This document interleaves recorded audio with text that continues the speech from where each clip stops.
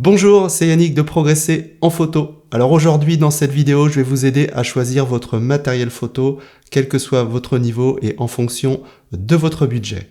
En effet, ces derniers temps, le matériel a beaucoup évolué et ce que je disais dans mes vidéos il y a quelques années n'est plus forcément vrai. C'est pour ça que j'avais envie de refaire un petit point avec vous pour bien choisir votre matériel photo parce qu'en général, quand on investit, c'est pour un certain temps, donc faut pas se tromper. Alors plutôt que de détailler les caractéristiques de chaque appareil, ce qui serait long et ennuyeux, on va partir du niveau et des budgets et on va monter progressivement, donc du débutant jusqu'à l'expert.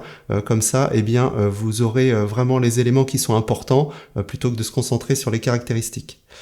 Alors si vous avez déjà un certain niveau et que vous connaissez bien le matériel photo, vous pouvez bien sûr passer toute la première partie et voir la deuxième partie qui sera plus adaptée à votre niveau. Ceci dit, souvent quand on est photographe, on nous demande souvent des conseils pour choisir le matériel, donc c'est toujours intéressant de savoir sur quels critères, comment aider les débutants à choisir leur matériel. Donc regardez la vidéo ou partagez-la, comme ça pourra aider votre entourage. Alors, si vous commencez et si vous n'avez pas spécialement envie de vous lancer dans la photo, vous voulez juste ramener des photos, qu'elles soient correctes, eh bien, il n'y a pas besoin de partir sur du gros matériel.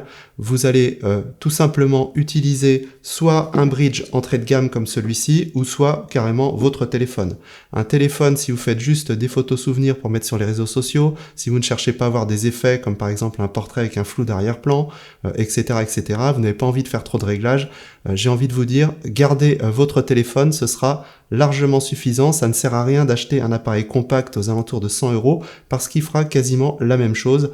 Donc gardez votre argent, utilisez votre téléphone, vous l'avez toujours sur vous et ce sera bien suffisant.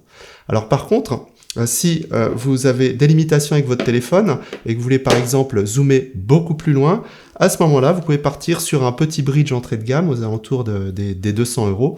Donc là, cette fois-ci, eh bien, vous allez commencer à avoir quelques petits réglages. Donc pour commencer, ça peut être intéressant. Et surtout, vous allez avoir un zoom beaucoup plus puissant qui sera cette fois-ci un zoom optique. Donc c'est une bien meilleure qualité alors que sur les téléphones, très souvent, ce sont des zooms numériques, c'est-à-dire qu'on va recadrer dans la photo et on perd beaucoup en qualité. Donc si vous voulez un petit appareil passe-partout, commencez à faire quelques photos, eh bien ce type d'appareil sera largement suffisant. Alors je vous mettrai tous les liens dans la description sur un article sur le blog, comme ça, voilà, parce qu'il y a différents modèles et en fonction des marques, en fonction de la gamme, il y a des choses qui sont plus intéressantes que d'autres. Donc moi, je vous ai fait une sélection, je vois passer beaucoup d'appareils sur mes stages photo, donc j'en ai eu plein en main, donc je sais ce qu'il y a de bien, de moins bien, et comme je n'ai rien à vendre, j'essaye d'être plutôt objectif.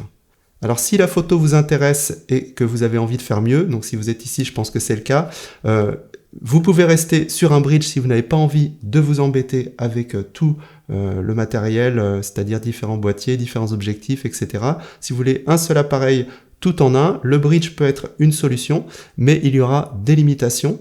Donc pour éviter d'avoir trop de limitations, je vous ai sélectionné quelques appareils. J'ai une vidéo aussi que vous pourrez retrouver ici que j'ai faite sur les bridges récemment. Donc ça vous donnera aussi une idée de ce qu'on peut faire et des différents modèles. En gros, si vous voulez quelque chose de pas trop cher mais quand même déjà assez performant, partez sur un Panasonic FZ300, je trouve que c'est vraiment un très très bon rapport qualité-prix. Et si vous voulez un capteur plus grand pour avoir de meilleure qualité en basse lumière, pour faire de plus beaux flous d'arrière-plan, avoir une meilleure qualité d'image, à ce moment-là, il faut partir sur des bridges avec des capteurs 1 pouce. Donc on va parler plusieurs fois de la taille des capteurs. Donc la taille des capteurs, c'est important. Souvent, quand on débute, on se focalise sur les pixels. Le nombre de pixels, voilà, c'est plus un critère d'achat actuellement parce que tous les appareils ont suffisamment de pixels pour avoir des grands tirages de qualité pour pouvoir recadrer correctement. Donc si vous avez 12 à 16 millions de pixels, c'est largement suffisant pour 90% des gens. Évidemment, si vous voulez faire de très grands tirages sans perte de qualité, il vous faudra plus de pixels, mais c'est pas la majorité des gens. Donc, si vous voulez un appareil tout en un, avec des réglages, donc vous voyez ce qui est important, c'est d'avoir aussi une molette avec les réglages, comme ça quand vous allez progresser ou si vous formez, eh bien vous allez pouvoir utiliser ces modes et vraiment avoir le rendu que vous voulez, faire les réglages que vous voulez. Donc c'est important pour pas avoir à changer d'appareil trop régulièrement, eh bien de partir avec un bridge qui a une molette avec les modes PSAM et un capteur assez grand, si possible 1 pouce. Donc pour les capteurs 1 pouce, on a le FZ1000 Et autrement, eh bien, on a le FZ2000 et on a chez Sony la gamme des RX. Donc je vous mettrai les références qui sont juste en dessous. Autre alternative aussi, si vous voulez un appareil encore plus compact, c'est de partir sur un compact, mais cette fois-ci un compact expert. Donc un compact expert, c'est quoi la différence avec un compact classique à une centaine d'euros? Bon, déjà il est un peu plus cher, il faut compter aux alentours de 400-500 euros, mais par contre, on va avoir là aussi tous les réglages disponibles, avec voilà, la molette PSAM, un correcteur d'exposition. On a une optique qui est beaucoup plus lumineuse et beaucoup plus performante en basse lumière et plus performante en général. Et on a un capteur 1 pouce. Donc là aussi, on va pouvoir faire de beaux flous d'arrière-plan. Comme vous pouvez voir sur cette photo, ça a été pris avec cet appareil. On peut vraiment faire des photos de qualité, le tout dans un format très compact. Donc là, c'est clair, on est largement au-dessus d'un téléphone portable et d'un bridge entrée de gamme. Donc là aussi, il y a 2-3 modèles intéressants. Je vous mettrai les liens dans la description, dans la rubrique Compact Expert. Donc ce type d'appareil, les bridge et les compact experts sont très bien si vous êtes limité en budget ou si vous voulez garder un appareil photo compact sans avoir plusieurs boîtiers, plusieurs objectifs à transporter. Alors par contre, si vous en voulez plus, si vous voulez quelque chose de plus performant, quelque chose d'évolutif, parce que sur ce type de boîtier, c'est pas évolutif, on peut pas changer les objectifs, et bien là il faudra passer sur la gamme des hybrides ou des experts, donc les boîtiers à objectifs interchangeables. Et là, l'avantage avec ce type de boîtier, c'est que c'est évolutif, parce qu'on va pouvoir bien les booster un petit peu en mettant, vous voyez par exemple ce type d'objectif, là c'est un 70-200 f2.8, donc très performant pour la photo sportive ou même encore du portrait. Je vais pouvoir aussi mettre par exemple un ultra grand angle, donc pour faire des paysages ou des photos en intérieur avec voilà beaucoup d'angles. Je vais pouvoir mettre des objectifs pour faire du portrait plus spécifique. Donc vous voyez, on peut vraiment sur ce type d'appareil, objectif interchangeable, eh bien le customiser et l'adapter au type de photo qu'on veut faire. Et ça se démode aussi moins rapidement parce qu'on peut changer soit l'objectif, soit le boîtier, alors que sur un compact ou un bridge, on change tout ou on garde. Donc voilà. Alors, objectif interchangeable, deux types de boîtiers, on va dire. On a ce qu'on appelle les hybrides. Donc là, un hybride, vous avez eh bien le capteur directement juste derrière, on le visse.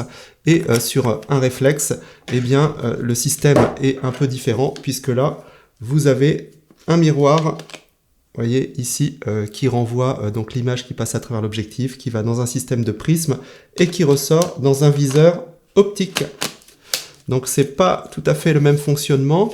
Alors au niveau des fonctionnalités, on va dire que c'est devenu sensiblement équivalent, c'est-à-dire que vous allez avoir tous les réglages en fonction de la gamme bien sûr que vous prenez, mais à gamme comparable entre un réflexe et un hybride, on a sensiblement les mêmes fonctionnalités. On a des molettes de réglage, on a des molettes ici pour changer ces réglages, différents accès, voilà, donc c'est la même chose, on peut changer les objectifs, tout est pareil, c'est juste un fonctionnement qui est différent. Alors je vous ai fait une vidéo sur la chaîne et sur le blog, vous la trouverez sur voilà, entre les réflexes et les hybrides, et moi pourquoi je suis passé sur les hybrides alors que j'avais des réflexes avant. Pour faire simple, c'est parce que par rapport à mon utilisation, c'est-à-dire photo et vidéo, je trouvais que les hybrides étaient plus performants, donc je suis passé sur les hybrides. Mais voilà, ça va dépendre un petit peu après de ce que vous voulez. Généralement quand même, sur un hybride, on est sur des boîtiers beaucoup plus compacts. Vous voyez ici, c'est un format APS-C. Alors, juste pour information, pour ceux qui ne connaissent pas les différents formats, donc voici une image avec les différents types de formats. Donc, vous voyez, on a les petits capteurs, ensuite micro 4/3, APS-C, plein format. Donc, ce qu'il faut retenir pour faire simple et court, c'est que plus le capteur est grand, plus ce sera facile de faire du flou d'arrière-plan. On aura aussi une meilleure qualité d'image en basse lumière, donc en sensibilité. Donc quand on monte dans les ISO, la sensibilité, eh bien, c'est beaucoup plus performant sur un grand capteur. Par contre, sur ce type de capteur, on est obligé d'avoir des objectifs plus gros, des appareils plus gros, donc on se retrouve avec du matériel, vous voyez, qui est beaucoup plus imposant. À l'inverse, avec des petits capteurs sur des hybrides micro 4/3, eh bien on peut avoir des boîtiers beaucoup plus compacts et surtout les objectifs beaucoup plus compacts. Donc voilà, après si l'encombrement est quelque chose d'important pour vous, c'est vrai qu'en passant sur un hybride, eh bien vous allez régler ce problème. Vous allez pouvoir avoir des performances top qualité, mais un encombrement réduit. A l'inverse, si vous préférez avoir des gros boîtiers pour avoir une très bonne prise en main, une meilleure solidité, on va dire, quoique ça a bien progressé hein, chez les hybrides aussi, eh bien le réflexe sera peut-être plus adapté. En tout cas, les deux sont performants, à voir en fonction de votre utilisation. Donc après, une fois que vous avez choisi votre camp, entre guillemets, soit un réflexe, soit un hybride, eh bien, à l'intérieur de ce type d'appareil, vous allez avoir des gammes. Donc on a l'entrée de gamme, moyenne gamme, expert semi-pro et pro. Alors, c'est quoi la différence et comment choisir? Est-ce que ça vaut le coup de prendre telle gamme ou telle gamme? Si vous faites de la photo, on va dire tout venant, que vous cherchez pas à faire de la photo particulière, par exemple de la photo de spectacle ou encore de la photo sportive qui exige des boîtiers plus performants, à ce moment-là, vous pouvez rester sur une entrée de gamme, ça sera largement suffisant. Si vous faites quelques photos de famille, des paysages, vos vacances, etc., ce sera largement suffisant. Ce qu'il faut retenir, que vous preniez un réflexe ou un hybride, ce qui va faire la différence, c'est l'objectif que vous allez mettre devant. Hein, en photo, c'est ce qui coûte le plus cher d'ailleurs, les objectifs. Voilà, c'est ça qui va faire la différence. Il faut bien faire attention à ça. Ne choisissez pas que votre boîtier, pensez aussi aux optiques. C'est là aussi qu'il va falloir faire attention par rapport à la marque que vous allez choisir. Regardez aussi les optiques. Est-ce qu'il y a les optiques qui correspondent à ce que vous voulez faire? À quel prix sont-elles? Etc., etc. Donc, il faut bien regarder tout ça. C'est un ensemble. Alors, après, au niveau des différences entre les gammes. Généralement, au niveau de la construction, plus c'est cher, plus ça résiste aux intempéries, plus c'est costaud, etc. Et plus il y a de boutons pour les réglages. Ça, c'est la première chose. La deuxième chose, plus vous allez mettre cher aussi, plus vous allez avoir des fonctions avancées, notamment en vidéo, mais aussi en photo. Par exemple, si vous voulez faire de la photo sportive, qui exige donc un boîtier avec un autofocus performant, des rafales rapides, etc., eh bien, en entrée de gamme, vous allez être très limité. Donc, il faudra tout de suite passer sur une moyenne ou gamme expert pour avoir quelque chose qui tient la route, avec 10 images par seconde, un autofocus qui suit bien, performant, etc., etc. Donc, voilà, ça va être en fonction un petit peu de ce que vous voulez faire comme type de photo. Si vous savez pas trop, voilà, ou si vous faites un petit peu de tout, partez sur une moyenne gamme, comme ça vous permettra déjà de bien en profiter pendant plusieurs années, et après, une fois que vous aurez bien progressé, quand ce sera venu le moment de changer, vous pourrez peut-être passer sur la gamme supérieure, mais ne vous limitez pas trop en prenant l'entrée de gamme, parce que je le constate souvent sur mes stages photo, certains prennent un réflexe entrée de gamme, ils progressent, après ils veulent un autre, et après un autre, et au final, on finit par perdre de l'argent. Et à l'inverse, ça sert à rien si vous débutez de prendre un modèle pro puisque vous n'allez pas l'exploiter et en plus vous allez plutôt être perdu. Donc il faut trouver le bon compromis. Donc si vous pensez pas investir trop dans la photo, ça vous plaît, mais voilà, vous voulez pas mettre des 100 et des 1000, partez sur une entrée de gamme. Si vous aimez ça, voilà, vous avez envie d'être polyvalent en photo, prenez une moyenne gamme. Alors je vous mettrai bien sûr tous les liens sous la vidéo par rapport au modèle que je conseille, les meilleurs rapports qualité-prix par rapport à ce que vous voulez faire. Et si vous voulez vraiment quelque chose de très performant parce que vos photos l'exigent, type photo sportive, photo de spectacle, à ce moment-là, eh bien, il faudra partir sur une gamme un petit peu plus élevée, expert, voire pro dans certaines conditions. Voilà. Au niveau de la taille des capteurs, donc on en a déjà parlé un petit peu, si vous êtes plutôt portrait, photo en basse lumière, etc. Donc là, le plein format, c'est une bonne option, en sachant que le plein format, le boîtier sera plus gros, les objectifs aussi, et ce sera plus cher. Donc réfléchissez bien, est-ce que vous avez vraiment besoin du plein format? Parce que souvent les gens veulent passer sur du plein format parce qu'ils pensent que c'est mieux. Oui, mais ça dépend aussi de ce qu'on veut. Est-ce qu'on est prêt à accepter de payer plus cher et d'avoir du matériel plus lourd et plus gros? Donc ça, c'est à vous de voir. Pour moi, l'APS-C, c'est un bon compromis. Maintenant, on a des boîtiers APS-C qui sont très performants, même en basse lumière, et qui permettent vraiment de faire tout type de photos, et avec des gammes optiques qui sont voilà, étendues. Vous voyez, par exemple, ici, j'ai un Sigma 30 mm 1.4, donc ça équivaut en gros à 45 mm sur un boîtier APS-C. Et là, quand je mets, voilà, ça fait un ensemble très léger, très petit, quand je le mets sur mon Sony APS-C à 6400, et ça permet vraiment d'avoir des super photos, comme vous pouvez le voir ici. Donc ne cherchez pas forcément à partir sur du plein format, voyez en fonction de ce que vous faites. C'est sûr, si vous faites beaucoup de photos en basse lumière, des concerts, des spectacles, etc., le plein format sera un plus. Si vous faites de la photo sportive, eh bien un plein format, ça peut être intéressant si vous faites des photos en intérieur, mais si vous faites des photos de loin, comme par exemple du surf, la planche à voile, ou si vous faites de l'animalier, ce sera mieux de partir sur un boîtier APS-C, parce que comme le capteur est plus petit, vous le savez peut-être, si vous mettez un 400 mm sur un APS-C, eh bien, on va multiplier par 1.5 la focale et ça fait l'équivalent d'un 600 mm. Alors que si vous mettez votre 400 sur un plein format, ben, ça fait un 400, donc vous allez moins loin. Donc à vous de voir en fonction de votre utilisation. Moi j'ai essayé différents types de taille de capteurs et au final je suis revenu à un capteur plein format et un capteur APS-C. Alors actuellement, certaines marques, et notamment Sony, viennent de sortir des boîtiers qui pourraient faire tout. C'est-à-dire que, par exemple, le Sony A7 III Mark IV, qui vient de sortir, fait 60 millions de pixels, et c'est un plein format, donc on peut l'utiliser comme un plein format, mais si je le passe en mode APS-C, je me retrouve avec 26 millions de pixels en mode APS-C, donc ça fait 2 appareils en un. C'est vraiment top si vous faites voilà, différents types de photos. Donc à voir en fonction de votre utilisation et de votre budget, parce qu'évidemment, ce n'est pas donné.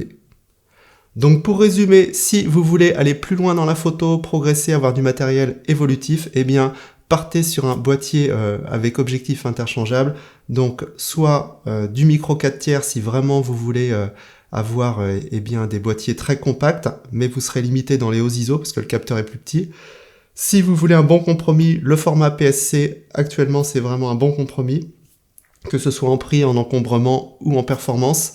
Et pour certains types de photos, si vous voulez vraiment une grande dynamique, un beau rendu en basse lumière, à ce moment-là, partez sur du plein format, mais n'oubliez pas que ce sera plus gros, plus lourd et plus cher.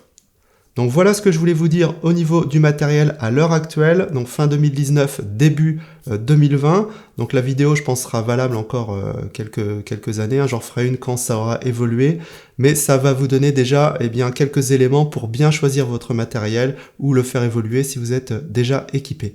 Si vous avez des questions, eh bien posez-les-moi dans les commentaires. Si vous avez envie de donner votre retour d'expérience, faites-le aussi. Si ça vous a plu, un petit pouce bleu si vous êtes sur YouTube, ça fait toujours plaisir. Pensez à partager, ça peut sûrement aider pas mal de gens, surtout en cette période de cadeaux de Noël, on a envie d'acheter. Donc eh bien, partagez la vidéo, ça va aider les gens qui s'y connaissent pas trop et qui savent pas trop quoi acheter. Et puis n'oubliez pas aussi que le matériel, ça ne fait pas tout. Donc eh bien, pensez à bien l'utiliser, lisez votre notice, formez-vous, entraînez-vous et surtout, faites-vous plaisir.